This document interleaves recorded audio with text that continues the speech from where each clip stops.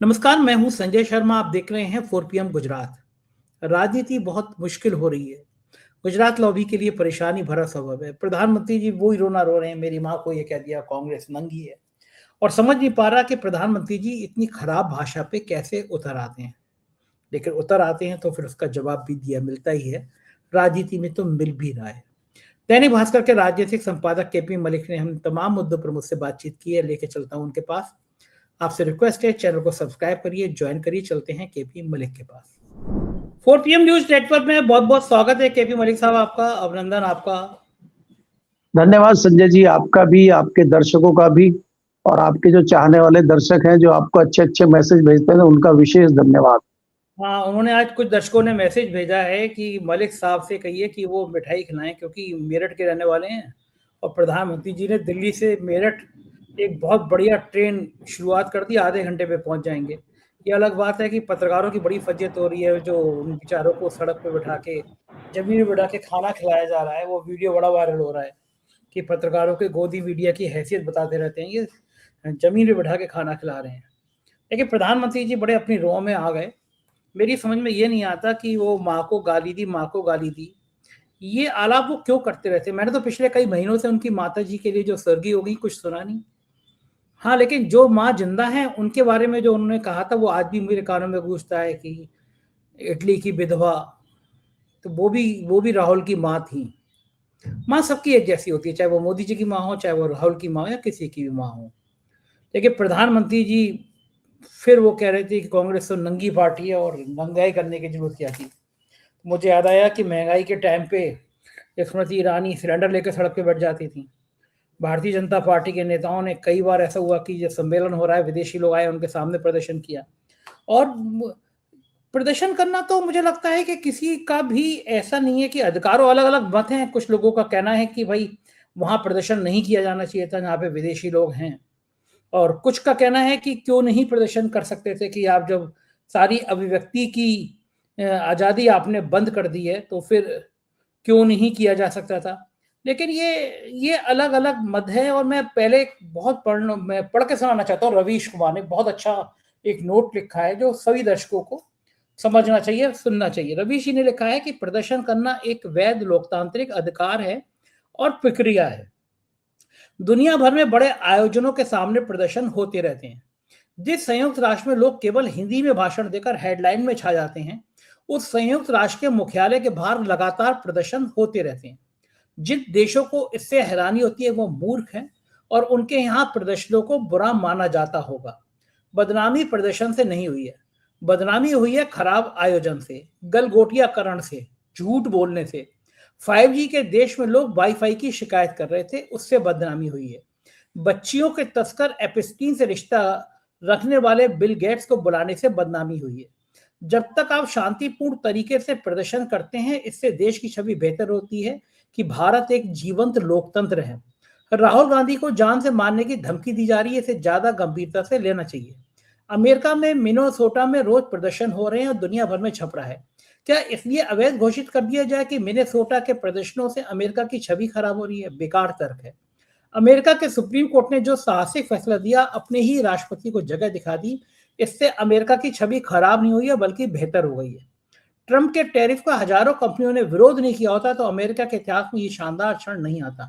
उन कंपनियों को विरोध करना अपने आप में प्रदर्शन करना है। अगर देश का मीडिया प्रदर्शनों को देश की छवि से जोड़ने लग जाए, इसका मतलब है वो मीडिया नहीं है, वो उस प्रोजेक्ट का हिस्सा है जिसके जरिए लोकतंत्र को खत्म किया जाता है। मैं 100% रवीश जी की बात से सहमत हूं। जब प्रदर्शन, किसानों के प्रदर्शन को खालिस्तानी कहने लगे सरकार और सरकार की चंपू मीडिया, उन्हें आतंकवादी कहने लगे, तो इस प्रदर्शन से विलाप करना स्वाभाविक था। और ये बात सही है, जितना इस प्रदर्शन को लेकर अगर छवि खराब हो गई, उससे ज्यादा गलगोटियाकरण से छवि खराब हुई, वहां की अव्यवस्थाओं से छवि खराब हुई। लेकिन मीडिया सबसे ध्यान गलगोटियाकरण से ध्यान भटकाने के लिए इस तरह की बात कर रहा है। आपका क्या मानना है मलिक साहब? तो जैसे आपने कहा कि हमारे जो प्रशंसक हैं आपके और हमारे चैनल के, आपके चैनल के जो चाहने वाले हैं मेरठ के, उनको हम मिठाई नहीं गुड़ खिलाएंगे, क्योंकि हमारे यहाँ तो गुड़ फेमस है। प्रधानमंत्री जी को और जयंत चौधरी को भी गुड़ खिलाने का ही काम वहां हुआ है। प्रधानमंत्री जी ने जिस प्रकार से आज मेरठ में भाषण दिया है, पहली बात तो आप मेरठ का ही समझ लीजिए कि जिसमें वो गए थे, अभी कुछ दिन पहले ही कुछ किलोमीटर वो ट्रेन का उद्घाटन मोदी जी ने किया था कुछ महीने पहले। वो फिर अभी 1.5 किलोमीटर आगे बढ़ी, उसका फिर उद्घाटन करने पहुंच गए। कहीं भी जहां फोटो खिंचाने का मौका प्रधानमंत्री जी को मिलता वहां पहुंच जाते हैं और साथ ही अपनी भड़ास भी निकाल देते हैं। प्रधानमंत्री जी जो घबराहट में है, वो इस चीज को लेकर घबराहट में है कि पिछले जो बजट सेशन चल रहा है और बजट सत्र में राहुल गांधी ने उनको जो घेरने का काम किया है, उससे वो बहुत ज्यादा डरे हुए हैं। बिरला जी ने उनको आगाह भी किया, उनका डर और बढ़ गया है, वो पार्लियामेंट ही नहीं जा पा रहे हैं, सदन में ही नहीं जा पा रहे हैं। तो ये कहीं ना कहीं उनका एक डर है। और वो जो चौतरफा घिरे हैं, चाहे अमेरिका डील हो, चाहे किसानों का विरोध हो, चाहे राहुल गांधी का डर हो, वो सबको करने के लिए बैकफुट पे आज दिखाई दे रहे हैं। आपने बात की है कि जो एआई समिट हुआ था उसमें युवा कांग्रेस के कुछ युवा छात्रों ने, युवा नेताओं ने एक प्रदर्शन किया है टी शर्ट निकाल के। पहली बात तो मुझे भी लगता है अगर नहीं करते, कांग्रेस के पास बहुत अच्छा एक मौका था, उन्होंने खाम में ये मौका भारतीय जनता पार्टी को और प्रधानमंत्री को दे दिया है, इसकी कोई जरूरत नहीं थी। लेकिन अगर कर दिया है तो ये एक अग्रेसन है युवाओं का भी। संजय जी, अगर आप शर्ट निकालने को और इस तरह के प्रदर्शन करने को विरोध और दूसरी चीज बता रहे हैं, तो मुझे याद आता है जब सौरव गांगुली भारतीय क्रिकेट टीम के कप्तान थे और वो लंदन में शायद लॉर्ड्स के मैदान में उन्होंने मैच जीता था, वहां उन्होंने शर्ट निकाल के अपनी शर्ट घुमा दी थी और उससे जो है ऐसा अग्रेसन और ऐसा एक आक्रामक टीम में जोश आ गया था। वो जोश बरकरार रहा कई सालों तक भारतीय टीम का। तो ये तो जोश देने की बात है, युवाओं में जोश है। आपको अगर इतना ही बुरा लग रहा है तो आपको गलघोटिया का प्रदर्शन भी बुरा लगना चाहिए। एक सेकंड एक सेकंड रोकूंगा सिर्फ। ईरान के पर्दा प्रथा का विरोध करने के लिए एक लड़की निर्वस्त्र हो गई थी, उसने अपने कपड़े उतार दिए थे। जी जी और जी। ये पूरी गोदी मीडिया उस लड़की के समर्थन में खड़ी हो गई थी, मुसलमानों को विरोध करना था, इसके समर्थन में खड़ी हो गई थी। और ये बहुत सारी जो आज कह रहे हैं कपड़े उतारने को, ये उस लड़की के कपड़े उतारने के प्रदर्शन को सही मान रहे थे। बहुत सारी घटनाएं हैं संजय जी, उसमें एक एक में जाएंगे तो लंबा हो जाएगा वीडियो भी। मैं ये कहना चाह रहा हूँ कि प्रधानमंत्री जी ने कौन सी कमी छोड़ दी। चलो उन्होंने तो शर्ट उतार दी, प्रधानमंत्री जी का जो भाषा होनी चाहिए, प्रधानमंत्री का जो भाषण होना चाहिए, उसमें वो बता रहे हैं कि कांग्रेस नंगई पे उतर आई है, कांग्रेस तो पहले से ही नंगी थी। क्या ये प्रधानमंत्री की भाषा है? प्रधानमंत्री जी क्यों हड़बड़ाहट में है? और आप अफसोस देखिए, वो उसी मेरठ की रैली में ये कह रहे हैं कि ममता बनर्जी ठीक है, अच्छी है, कांग्रेस खराब है। अरे भाई, 1 महीने बाद तो वहां वेस्ट बंगाल में चुनाव है, ममता जी कैसे अच्छी हो गई? आपको उनके खिलाफ चुनाव नहीं लड़ना क्या? ये क्या इंडिकेशन दे रहे हैं? क्या ममता जी के साथ भी कोई साठगांठ चल रही है क्या? वहां ममता जी को जिताने के लिए सेंट्रल में उनसे कुछ फायदा लेने की भी कुछ पार्टी बात कर रही है क्या? ऐसा भी कुछ चल रहा है क्या? जैसा कि मैंने एक चर्चा बताई थी आपको, हालांकि ज्यादा चली नहीं है क्योंकि डोरे अखिलेश पे भी डाले गए हैं कि उत्तर प्रदेश में आप अपनी सरकार बनाइए और हमारा फायदा थोड़ा सा सेंटर में कर दीजिए क्योंकि हम नुकसान में हैं। भरोसा नहीं है नीतीश कुमार कब पलट जाएं और चंद्रबाबू नायडू कब जो है पलटी मार जाएं, इसलिए थोड़ा ध्यान रखिएगा और हम आपको उत्तर प्रदेश से मुख्यमंत्री बनवाते हैं और बाबा भी निपट जाएंगे। एक लाठी से 2 काम हो जाएंगे, हमारी केंद्र की सरकार बच जाएगी और बाबा का सोटा जो घूम रहा है वो सोटा जो है आप ही कर सकते हो, उसमें हम कुछ नहीं कर सकते। साथ ही अखिलेश जी ने आज कह दिया है इनके डिप्टी सीएम को कि आइए 100 विधायक ले आइए और मुख्यमंत्री आप ही बन जाइए और 1 हफ्ते का टाइम आपको है, आइए। या खाली बटुक ब्राह्मणों को भोजन ही कराते रहेंगे और या खाली जो है बाबा के खिलाफ ही बोलते रहे, कुछ करेंगे भी? तो उन्होंने तो ऑफर दे दिया, उन्होंने भी तो एक हिसाब से जो है शर्ट निकाल के घुमा दिया, अखिलेश ने चैलेंज कर दिया है। तो ये जो जिस प्रकार से प्रधानमंत्री जी हड़बड़ाहट में है, ये आपको समझने वाली बात ये है कि विरोध के सुर विपक्ष से तो आ ही रहे थे, अब अंदर से आने लगे। संजय जी, आप जिस हिंदू मुस्लिम की बात करते थे, जिस बटोगे कटोगे की बात आप करते थे, यहाँ तो आप खुद ही बटने लगे। शंकराचार्य जी तो संत समाज से आते हैं, शंकराचार्य तो हिंदू हैं, ये तो हिंदू ही बटने कटने की बात करने लगे। यूजीसी पे जो है भारतीय जनता पार्टी के प्रवक्ता आ नहीं रहे चैनलों की डिबेट में। वो हमारे भद्राचार्य जी कह रहे हैं कि ये तो गृह युद्ध हो जाएगा देश में।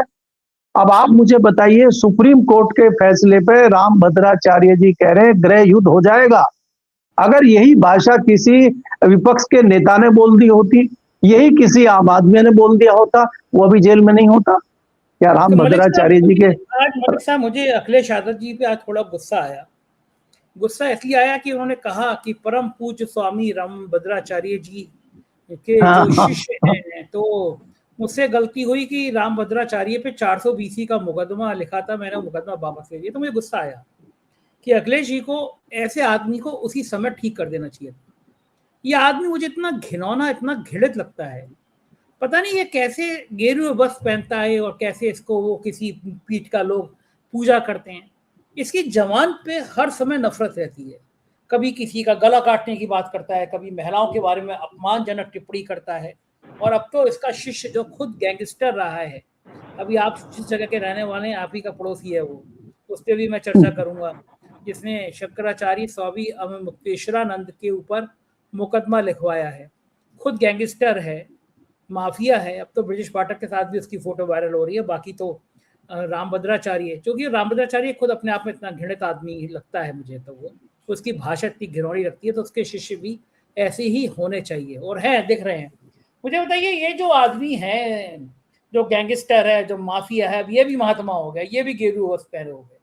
सारे गुंडे अब क्या गेरुए वस्त्र में ही आ जाएंगे? सारे माफिया अब क्या गेरुए वस्त्र में आ जाएंगे? रावण भी गेरुए वस्त्र पहन के गया था सीता जी का हरण करने के लिए। तो ये जो रावण के रूप में ये जो माफिया नए नए पैदा हो रहे हैं, गुंडे हो रहे हैं, जिनकी जहरीली जवानें हैं, क्या ऐसी जवान अब के जरिए इस्तेमाल करके शंकराचार्य और मुक्तेश्वरानंद को निपटाने की रणनीति क्या भारी नहीं पड़ जाएगी योगी आदित्यनाथ को? इतना हल्का लग रहा है मामला क्या? नहीं संजय जी, आप ये देखिए कि ये जो आशुतोष पांडे हैं, जिनको आशुतोष ब्रह्मचारी लोग बता रहे हैं, ब्रह्मचारी भी बता रहे हैं, और इन पर दुष्कर्म के भी आरोप हैं। इनके ऊपर वसूली के, ठगी के, लुटेरे के और जो है गैंगस्टर के, इन पर चार्ज लगे हुए हैं। अभी 21 मुकदमे तो जिंदा हैं जो चल रहे हैं। और जब से योगी जी की सरकार आई है, उनके खास शिष्यों में आते हैं, तब से तो मुकदमे हुए ही नहीं इनके ऊपर। और हुए भी, और उसके बावजूद भी अगर हो गए हैं, तो इससे पता चलता है कि कितने क्रांतिकारी आदमी होंगे। अब शंकराचार्य के ऊपर अगर हमें एफआईआर करनी है, केस करना है, तो ऐसा ही कोई क्रांतिकारी आदमी चाहिए। कोई भला आदमी तो मुकदमा उन पर करेगा नहीं। तो इन्होंने जो इनके ऊपर मुकदमा किया है, जो एफआईआर की है, उसमें सबसे गंभीर बात जो है, उसमें जो खबर हमने निकाली है कि उस दिन का चार्ज लगाया, शायद वो 18 जनवरी 1926 है, जिस दिन उन्होंने पहले दिन धरना प्रदर्शन शुरू किया था शंकराचार्य जी ने। उस दिन कह रहे हैं कि दुष्कर्म हुआ है बटुक ब्राह्मणों के, उनके शिष्यों के साथ। बताइए, वो धरने पे बैठे हैं, माघ मेले में हैं। अरे भैया, कुछ तारीख वारीख तो ठीक कर लेते। तो प्रथम दृष्टा ये साबित हो जाता है कि ये फर्जी एफआईआर है, और ये सरकारी अधिकारियों ने दबाव में की है। ये कोर्ट में टिक नहीं पाएगी। इसीलिए शंकराचार्य जी कह रहे हैं कि भाई जांच जल्दी हो जाए तो अच्छा है हमारे लिए, क्योंकि उन्होंने कहा कि कोई ऐसा कैमरा नहीं बनाए कि जो हुआ ही नहीं है उसको प्रदर्शित कर दे। तो हम शंकराचार्य जी कहना चाहते हैं कि आजकल एआई का जमाना है, और मोदी जी ने एआई सबमिट किया है, और आपने देखा नहीं, वहां पे जो नहीं था वो भी हो गया है। वो जो है, हम एक कुकुर ले आए थे चाइना का, और उसको अपना बना के हमने कह दिया था। पता चला दुष्कर्म किसी और का कर रहे हैं, और अपना आपका मुंह लगा के चला देंगे, और ये कह देंगे ये वीडियो आ गया, और आप साबित करेंगे, तब तक खेला हो चुका होगा। मलिक साहब, शंकराचार्य को संजय जोशी कांड पता नहीं है पूरा। संजय जोशी बना के तो था ही नहीं, वो संजय जोशी के नाम पे चिपका दिया। और वो तो कितने साल पुराना था। अरे भाई, तब तो एआई था ही नहीं, तब तो एआई था नहीं, और वीडियो में छेड़छाड़ संभव नहीं थी, तब भी हो गया था। तो अब तो एआई का जमाना है। तो शंकराचार्य जी गलत फहमी में हैं। यहाँ कुछ भी हो सकता है, कभी भी हो सकता है संजय जी। अब देखिए, ये जितनी नंगई पे खुद उतर आए हैं, जितनी नंगई पे भारतीय जनता पार्टी उतर आई है, और ये उत्तर प्रदेश में दिखाई दे रहा, मैं वही तो आपको कह रहा हूँ। ये तो हमें समझा रहे थे कि बटोगे कटोगे, तो ये किसको बांट रहे हैं हम? ये यूजीसी पर किसको बांट रहे हैं? ये संतों पे संतों को इस तरह अलग अलग करके संतों के ऊपर एफआईआर करा के ये किसको बांटने का काम कर रहे हैं? क्या आपको लगता नहीं है कि शंकराचार्य जी के पीछे लोग खड़े होंगे, भले लोग खड़े होंगे, हिंदू धर्म के लोग खड़े होंगे, सनातनी लोग शंकराचार्य जी के पीछे खड़े नहीं होंगे? लोग सच्चाई नहीं जानते हैं। तो योगी जी की बुद्धि कहाँ चली गई है, ये हमें उन पे ऊपर दया आने लगी है। हमें तो लगता था बड़ी अच्छी कानून व्यवस्था चला रहे हैं, बड़ा अच्छा सोटा उनका मजबूत घूम रहा है, लेकिन अब तो हमें दया के पात्र लगने लगे हैं जब उनकी इस तरह की चीजें सामने आती है। दूसरी बात, अगर संजय जी आप देखेंगे, मुझे लगता है कि कहीं ना कहीं घबराहट सत्ता की कुर्सी को लेके है, चाहे वो दिल्ली की कुर्सी हो, चाहे वो लखनऊ की कुर्सी हो। घबराहट दोनों तरफ बरकरार है, क्योंकि जब से आप दिल्ली और लखनऊ की लड़ाई देख रहे हैं, उसमें बीच के लिए कुछ न कुछ चाहिए, और शंकराचार्य जी बीच में फंस गए हैं। शंकराचार्य के कंधे पर रख के बंदूक चलाई जा रही है, और शंकराचार्य जी जो है खाम खामे बीच में माध्यम बन गए हैं, क्योंकि इनको सीधे सीधे लड़ाई लड़ी नहीं जा रही है, इनको बीच में कोई माध्यम चाहिए, और वो माध्यम शंकराचार्य जी जाने अनजाने बन गए हैं, इसलिए सारा तमाशा आप देख रहे हैं। जी बिल्कुल ठीक कह रहे हैं कि शंकराचार्य को माध्यम बना के लंबी लंबी लड़ाई लड़ी जा रही है। लड़ाई एक और अमेरिका के साथ भी चल रही है टैरिफ को लेकर। सुप्रीम कोर्ट वहां का ऐतिहासिक फैसला देता है, लेकिन ट्रंप मानने को तैयार नहीं है। प्रधानमंत्री इजराइल जा रहे हैं। एपिस्टीन की फाइलों में भी इजराइल का कुछ जिक्र था, डांस नाच गाने का भी जिक्र था, और इजराइल जा रहे हैं। क्या लगता है आपको, इजराइल जाने से एक तीर से दो शिकार हो जाएंगे? अमेरिका के जरिए इजराइल को महत्व देंगे, वो ज़्यादा महत्व देंगे, और इजराइल के जाने से अपने हिंदू वोट बैंक को भी थोड़ा मजबूती मिलेगी, क्योंकि इजराइल के नाम पे कुछ कट्टर हिंदू खुश हो जाते हैं, कट्टर हिंदू खुश हो जाते हैं। हालांकि जब भारत और पाकिस्तान का युद्ध चल रहा था तो इजराइल ने खुल के मदद नहीं करी थी हमारी, लेकिन ठीक है, दे रहा है दुरुस्त है, फिर से इजराइल के पीछे लगे हुए हैं हम लोग। इजराइल जैसा खुद भारत को नहीं बना सकते, लेकिन इजराइल के पीछे लगे हुए हैं। ये अमेरिका बार बार रुक रुक के दर्द क्यों दे रहा है, क्या लग रहा है आपको मलिक साहब? संजय, देखिए, ये जो डील हुई है अभी, हमारी जो ट्रेड डील है प्रस्तावित है, अभी फाइनल तो हुई नहीं है, इसमें अभी समझौते भी पूरी तरह नहीं हुए हैं। हमारे सूत्र ये बता रहे हैं कि वहां से मेल आया था और मेल का जवाब इन्होंने नहीं दिया है। प्रधानमंत्री जी 25 और 26 को इजराइल जा रहे हैं, और कुछ डील में बदलाव हो सकता है, क्योंकि इसी बीच वहां के सुप्रीम कोर्ट का भी फैसला आ गया है, और जो डील है उसमें कई सारी ऐसी चीजें हैं जिससे देश में उथल पुथल मच सकती है। इसमें कई सारे ऐसे फैसले हैं, कई सारी ऐसी परमिशन भारतीय सरकार दे रही है जो उन्होंने मांगी है अमेरिकन ने, उससे यहाँ त्राहिमाम हो जाएगा, लोग सड़कों पे आ जाएंगे, खासकर किसान, क्योंकि किसान तबाह हो जाएंगे उससे अगर ये डील लागू हो जाती है तो ये भी मोदी जी को एहसास है कि अगर ऐसा हो गया तो उनके लिए बहुत बड़ा मामला ये बन जाएगा। तो वो कोई बीच का रास्ता निकालने के लिए इजराइल जा रहे हैं, और हमारे सूत्रों का ये भी कहना है कि वहां पे कोई वो बड़ी या छोटी कोई भी एक ऐसी डिफेंस डील करके आएंगे जिससे कि इजराइल थोड़ा सा उनके पक्ष में आए और अमेरिका के ऊपर दबाव बनाए और अमेरिका को थोड़ा झुकाने का काम करे, ताकि इनकी जो शर्तें हैं, भारत सरकार की शर्तें अमेरिका मानने, इस तरह की खबरें हैं। और दूसरी चीज ये है कि जिस प्रकार से राहुल गांधी अग्रेसिव होकर मोदी जी को घेरने का काम कर रहे हैं, वो कुछ ऐसा भी जुगाड़ वहां ढूंढने जा रहे हैं कि राहुल गांधी को कैसे टाइट किया जाए। पैगासस का कुछ असर है क्या, पैगासस जैसी कोई चीज दोबारा कर सकते हैं क्या, उस पर भी कुछ चर्चा है क्या, मेरे सूत्रों का ये कहना है। जी मलिक साहब, ये जो अमेरिका का मुद्दा है, क्या लगता है आपको कि इतनी आसानी से निबट जाएगा? एपिस्टीन का जिन इतनी आसानी से निबट जाएगा? अनिल अंबानी ईडी के सामने नहीं जा रहे हैं, ईडी को गरिया रहे हैं एक तरह के कि मैं नहीं आऊँगा, जो पूछना है मुझसे लेटर भेज के पूछ लो। कोई साधारण आदमी होता तो उठा के बंद कर दिया गया होता। अरविंद केजरीवाल ने को ईडी ने बड़े आराम से बंद कर दिया। वो 100 करोड़ रुपए कहीं नहीं थे, 1 करोड़ रुपए के 1 लाख रुपए भी बरामद नहीं हुए। कई महीने अरविंद केजरीवाल जेल में चले गए। अनिल अंबानी पे मेहरबानी इसलिए है कि मेरे को एक उद्योगपति ने कहा कि अगर अनिल अंबानी को गिरफ्तार कर लिया ईडी ने तो सरकार गिर जाएगी। अनिल अंबानी के पास वो दस्तावेज हैं सरकार के, इससे सरकार एक दिन नहीं ठहर सकती। आपको लगता है कि राफेल से एपिस्टीन तक का जो सफर है अनिल अंबानी का, एक दिवालिया कंपनी को प्रधानमंत्री जी ले गए, राफेल सौदे में डाला, एपिस्टीन फाइलों में उसका जिक्र अय्याशी में, रंगीनियों में अनिल अंबानी का बड़े प्रमुखता से है। क्या लगता है कि अनिल अंबानी की गिरफ्तारी सिर्फ इसलिए नहीं हो रही है क्योंकि सरकार पर संकट के बादल आ जाएंगे? हरदीप पुरी को लेकर नए नए खुलासे हो रहे हैं, तो उनके परिवार पर भी आरोप लग रहे हैं, लेकिन हरदीप पुरी को सरकार बचा रही है। क्या आपको भी ऐसा ही लगता है जैसा मुझे लग रहा है कि कहीं ऐसा ना हो कि हरदीप पुरी के चक्कर में पूरी सरकार ही निपट जाए? जो बदनामी हरदीप पुरी को लेके हो रही है वो किसी ने सोची नहीं थी। प्रधानमंत्री क्यों बचा रहे हैं हरदीप पुरी को? क्या कारण है हरदीप पुरी को बचाने का? ठीक है संजय जी, जैसे आपने ईडी का जिक्र किया है कि ईडी को धमका रहे हैं अनिल अंबानी। ईडी तो तोता है, ईडी तो तोता मैना और जो हम बताते हैं कोयल है वो तो सरकार की। तो सरकार जब तक कुछ इशारा करेगी नहीं, बटन दबाएगी नहीं, तो वो कुछ नहीं करेंगे। ईडी को तो आप छोड़ दीजिए। ईडी तो वो है कि जो मुख्यमंत्री को अरेस्ट कर लेती है। आपने केजरीवाल का जिक्र किया, हेमंत सोरेन को कर लिया था उन्होंने सीएम रहते हुए। जब वो अगर सरकार चाहेगी तो सब हो जाए। यहाँ सरकार चाह नहीं रही। सरकार क्यों नहीं चाह रही है कि सरकार के जो मुखिया हैं वो फंसे हुए हैं कहीं ना कहीं। सरकार के मुखिया चाहे हरदीप पुरी हो और चाहे अनिल अंबानी हो, इस बात में आपकी सत्यता है कि उनके पास इस तरह की जानकारी है, इस तरह की चीजें हैं। अगर उनको ज्यादा छेड़ाछाड़ी करेंगे तो सरकार के ऊपर खतरा मंडरा सकता है, इसीलिए उनके ऊपर हाथ नहीं डाला जा रहा है। हरदीप पुरी का इतना सारा मामला होते हुए भी सरकार कोई एक्शन नहीं ले रही है, उनका इस्तीफा नहीं मांगा जा रहा है, सरकार उनके लिए कोई स्टेटमेंट नहीं दे रही है, वो खुलेआम घूम रहे हैं।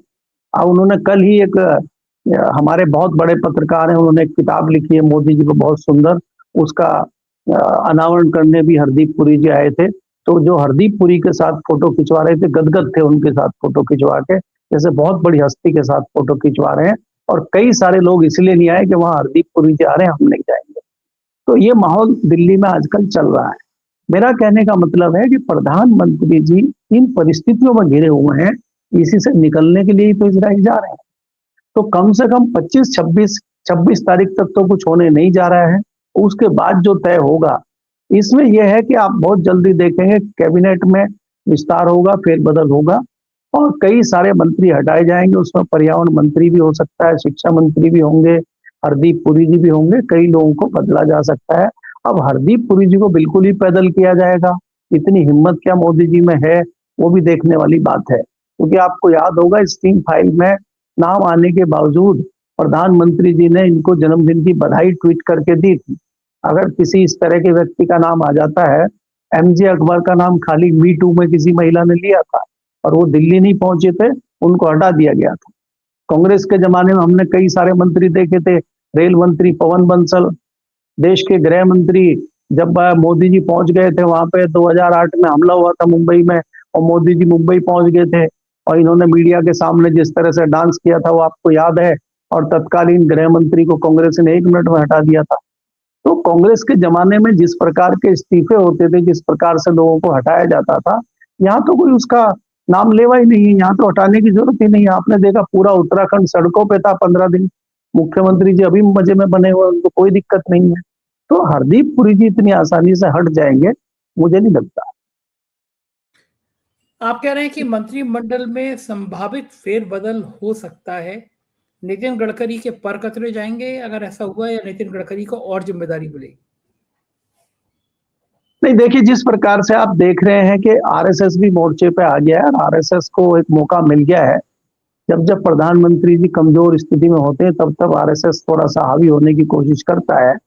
और गडकरी जी की नजदीकियां हैं संघ के साथ उनके अच्छे ताल्लुकात हैं। तो ये देखते हुए मुझे लगता है कि गडकरी जी की पदोन्नति हो सकती है, उनकी जिम्मेदारी बढ़ सकती है, ऐसा मुझे लगता है। बिल्कुल ठीक बात है। संघ भी एक्टिव होगा इस बार। संघ बहुत दिनों से खामोश होकर देख रहा है। संघ एपस्टीन फाइल पे क्यों नहीं बोल रहा? बोलना चाहिए ना, कि बात चरित्र की आती है, बड़े चरित्र के नैतिक ज्ञान देता है संघ। एपस्टीन फाइल पे क्यों खामोश है? नहीं, एप्स्टीन फाइल पे तो संघ भी खामोश है, बीजेपी भी खामोश है, सभी खामोश है, कांग्रेस भी खामोश ही है एक हिसाब से। उन्होंने ही कौन सा कुछ बोल के कुछ कर लिया। अभी स्टीम फाइल की कुछ चीजें खुल के पूरी तरह आई नहीं है भारत के हिसाब से, अगर आप देखेंगे। इसीलिए थोड़ा लोग बच रहे हैं, क्योंकि पूर्ण रूप से तथ्य सामने नहीं आए हैं। और संघ क्यों बोलेगा? संघ तो भारतीय जनता पार्टी का ही पार्ट है, भारतीय जनता पार्टी की माँ है। माँ थोड़े ही अपने बेटे के लिए खराब बोलेगी। तो संघ को बोलने की जरूरत नहीं, और संघ बाद में भी कुछ बोलेगा, मुझे इस पर भी थोड़ा संशय है। बिल्कुल ठीक बात है। बहुत बहुत शुक्रिया मलिक साहब, आपने इतनी महत्वपूर्ण बातें की, हमसे बातचीत की। पूरी बातचीत आपने सुनी, कैसी लगी बातचीत बताइएगा जरूर। शुक्रिया, थैंक यू।